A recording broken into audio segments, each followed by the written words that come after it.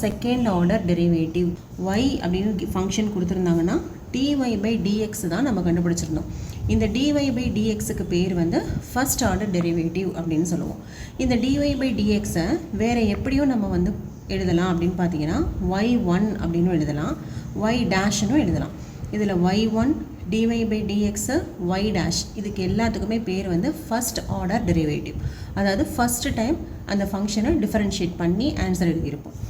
இந்த dy by dxக்கு வரக்கூடிய ஆன்சரை திரும்பவும் நீங்கள் வந்து டிஃபரன்ஷியேட் பண்ணி ஒரு ஆன்சர் வரும் இல்லையா, அதுக்கு பேர் தான் வந்து என்னென்னா second order derivative. So second order டெரிவேட்டிவை நம்ம எப்படி எழுதலாம்னா d square y by dx square அப்படின்னு எழுதணும். ஓகே, இதை நீங்கள் ரீட் பண்ணுறதே இப்படி தான் ரீட் பண்ணணும், d square y by dx square. Okay, இதை வந்து இப்படிலாம் நம்ம எழுதக்கூடாது, dy ஸ்கொயர் by dx இப்படி எழுதக்கூடாது. இப்படி எழுதுனா வந்து தப்பு.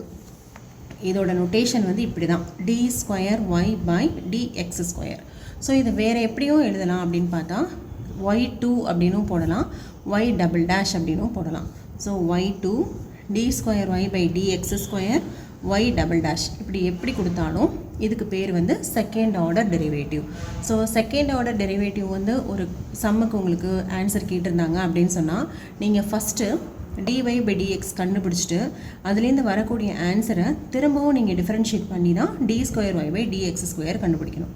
ஓகே, இப்போது f of xஐ வச்சு இந்த செகண்ட் ஆர்டர் டெரிவேட்டிவ் எப்படி சொல்லலாம் அப்படின்னு பார்த்தீங்கன்னா, இது வந்து y வச்சு சொல்லியிருக்கோம் இல்லையா.